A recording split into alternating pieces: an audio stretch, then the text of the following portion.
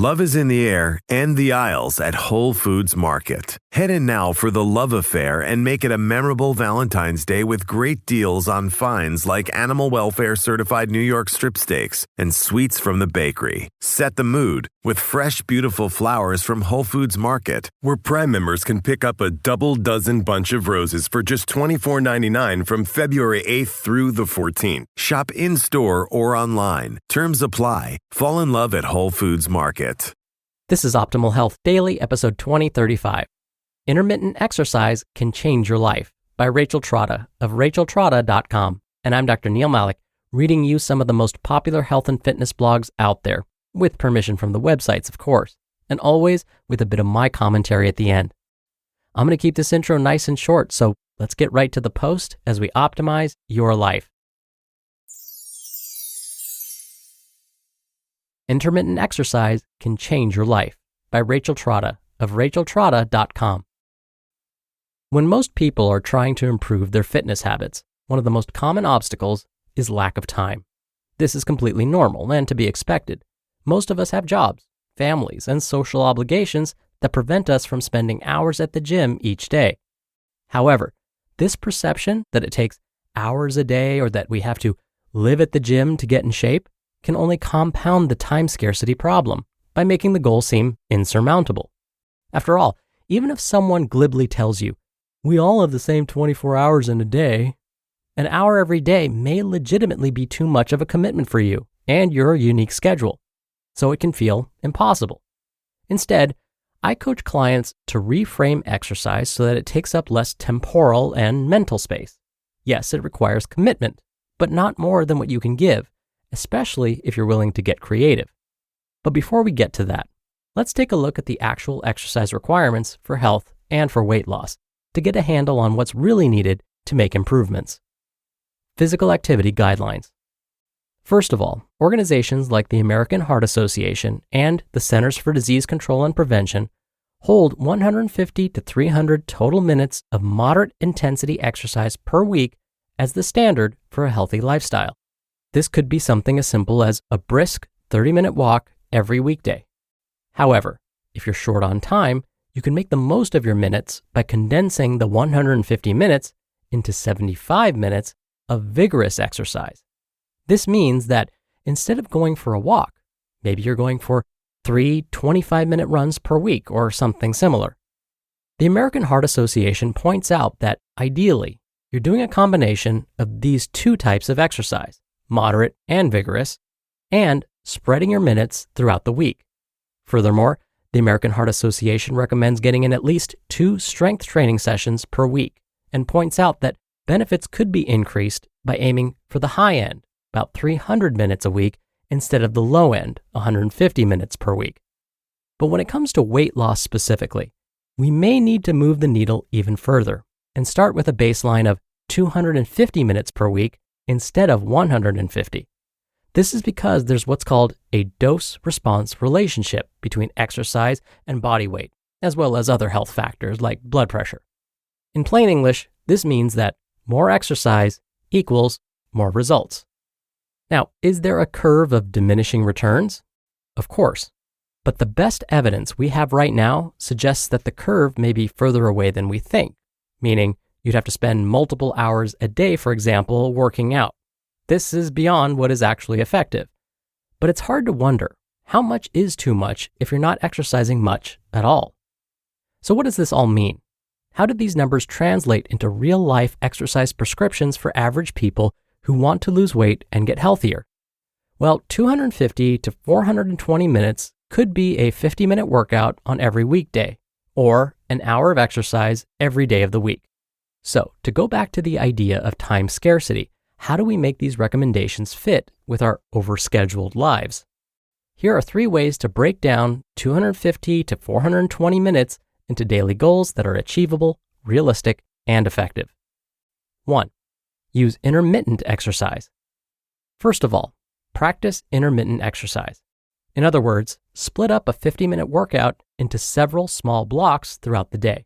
For example, a fast 15-minute workout in the morning, a brisk 10-minute walk at lunch, and then a 25-minute walk or jog or bike in the evening. If you did this every day, Monday through Friday, you would accumulate 250 minutes with no problem. If you wanted to aim for an hour every single day, you could increase your times a little by doing a 20-minute morning workout, a 10-minute midday walk, and a 30-minute evening activity like walking or biking. You can split it up however you want, but the idea is to not pressure yourself into spending a full 60 minutes at the gym every time you go, if that's not working for you especially. This can be incredibly effective because of the mental load that lifestyle changes can exert on us. By making exercise shorter and more fun, it reduces the feeling of sacrifice and makes it more likely that we'll continue and not sabotage ourselves with spurious quote-unquote rewards like food. 2. Lower your overall intensity.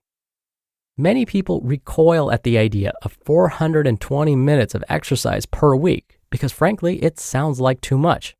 An hour of exercise a day has the possibility of being completely exhausting, right? No, not if you turn down the dial a little and condense your vigorous workouts into just a few sessions a week. The rest of the time, your exercise and activity can be low intensity or moderate, meaning activities like walking, biking, hiking, or gardening. I call this informal exercise, the kind of exercise you could do even if you were wearing normal clothes. You'd be surprised that by increasing your physical activity to an hour a day, but keeping it relatively moderate most of the time, will lead to more energy instead of less. And 3, keep your vigorous workouts short. Finally, because vigorous exercise and strength training play important roles in weight management, they can't be neglected. This kind of training is what I call formal exercise, the kind of exercise for which workout gear is pretty much compulsory. I highly recommend following a weekly schedule for these vigorous workouts so that they don't get lost in the busyness of the week. It's so easy for these sessions to get neglected and pile up with guilt and shoulds, but I think this is largely because of the mental pressure that we put on ourselves to commit an hour every day. Instead, just start with 25 minutes, 3 days a week. Do the natural rhythm of Monday, Wednesday, and Friday at the same time each time, ideally as quickly as you can get them out of the way each day, and watch the magic happen as your hard work and exercise minutes accumulate over time. But is intermittent exercise as effective as continuous exercise? The short answer is no. But to be frank, it's about 1,000% more effective than not exercising at all, which is realistically the alternative for most busy people. Because let's be honest, for most people hearing this, the choice isn't between 60-minute workouts and intermittent workouts. It's between not exercising and exercising at all. And if you're going from not exercising consistently to accumulating 420 minutes of intermittent exercise per week, it will be a game changer for your health, fitness, and body weight, especially when coupled with appropriate nutrition strategies for your goals. After all, intermittent exercise is largely how I stay in shape as a personal trainer. Because of my client sessions and the demands of running a business, I don't typically have more than 30 minutes at a time to formally exercise. I go to the gym every morning for about 20 minutes for my vigorous exercise, and then the rest of the day is split up with walk breaks and occasionally filming quick exercise demos for my YouTube channel. The nice thing about a plan like this is that it is simultaneously realistic about the sheer amount of exercise that it actually takes to lose weight or otherwise improve your health, but it's also realistic about your schedule and more flexible to fit your needs. For example, during busy times, remember that you can always fall back to the 150-minute standard of health, even if you can't hit the 250-minute recommendation for weight loss. For me personally, this means that I take a 30-minute walk every day no matter what, even if I can't make it to the gym. What do you think about intermittent exercise? How could it fit into your schedule? How could it improve your fitness while making your life easier? You just listened to the post titled, Intermittent Exercise Can Change Your Life by Rachel Trotta of racheltrotta.com. Love is in the air and the aisles at Whole Foods Market. Head in now for the love affair and make it a memorable Valentine's Day with great deals on finds like animal welfare certified New York strip steaks and sweets from the bakery. Set the mood with fresh, beautiful flowers from Whole Foods Market, where Prime members can pick up a double dozen bunch of roses for just $24.99 from February 8th through the 14th. Shop in-store or online. Terms apply. Fall in love at Whole Foods Market. Think about someone who has changed your life for the better. How incredible would it be if your company could find more of those life-changing people right when you needed them? If you're hiring, you need Indeed. Indeed is the hiring platform helping over 3 million businesses worldwide to do it all. Don't spend hours on multiple job sites looking for candidates. Over 80% of Indeed employers find quality candidates the moment they sponsor a job. I especially love Indeed's Instant Match feature because candidates you invite to apply through Instant Match are 3 times more likely to apply to your job than candidates who only see it in search, according to US Indeed data. Indeed knows that finding people with the right skills makes all the difference when you're hiring a team of one. Visit Indeed.com/health to start hiring now. Just go to Indeed.com/health. Indeed.com/health. Terms and conditions apply. Cost per application pricing not available for everyone. Need to hire? You need Indeed. Dr. Neal here for my commentary. Intermittent exercise is so widely accepted now. But if you can believe it, when I was in school and working on getting my exercise physiology certification, we hardly ever talked about the importance of incorporating intermittent, vigorous intensity exercises. In fact, we were often taught that this form of exercise may be dangerous for most people, and really, it should only be used for those that were already healthy and in good shape. Well, it turns out, now that more research has come about, this is likely not the case. Thank goodness.